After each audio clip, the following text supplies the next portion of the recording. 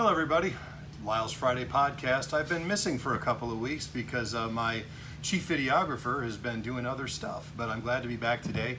I had several jobs in the last 2 weeks that revolved around cooling systems, C5s and C6s, so I just wanted to go through a couple of different things on a cooling system service that you need to really be thinking about, especially if you haven't done it in the last 2 to 3 years. Okay, this is something that should be done literally every 2 to 3 years.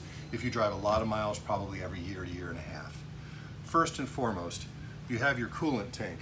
Okay, this is a pressurized tank.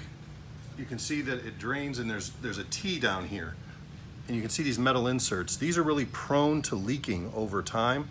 And you'll start seeing it dribbling down your frame wheel. You'll start smelling coolant. Also, the caps that come on these things, like every radiator cap, are pressurized. They are made to pop off at a certain pressure. The O-rings in them can go bad with age. They're inexpensive. They need to be replaced from time to time. Now, let's talk about coolant. There is regular antifreeze, and then there is something called DexCool.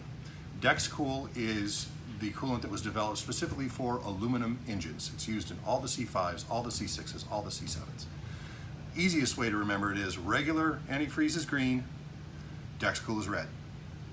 If your car is supposed to have DexCool in it, red, and you have it serviced at Jimmy Joe's garage and he puts green in it, then you have a problem, because that green is not meant to be in an aluminum engine.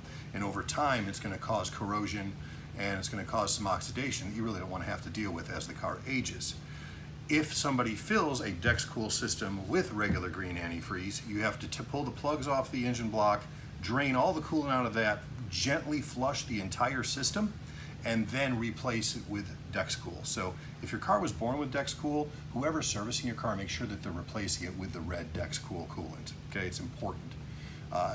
Another thing to think about, upper and lower radiator hoses. People usually don't think about them until they go kapoof when you're driving down the freeway.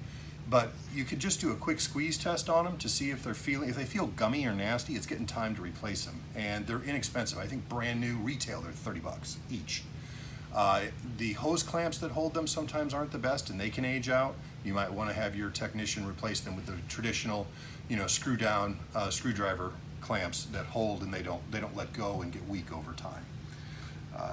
Of course, like I always tell you, make sure your air dams are in position and working properly.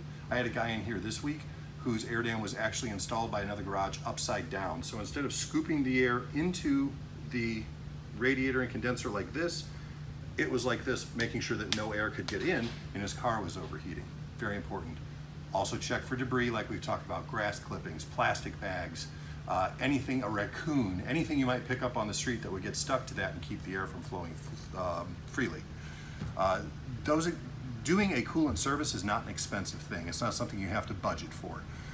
It is something that really you should think about. If you have had your car for a few years and you haven't done it, call me and I'll answer any questions you have, or just call your trusted mechanic locally if you're not near me and talk to them about it. But it's one of the best things you can do to keep your car running at the correct temperature and keep it healthy for many years to come. Any questions, any comments, you know where to find me, 800-886-5064, or contact me at csvet@comcast.net. You have a great weekend.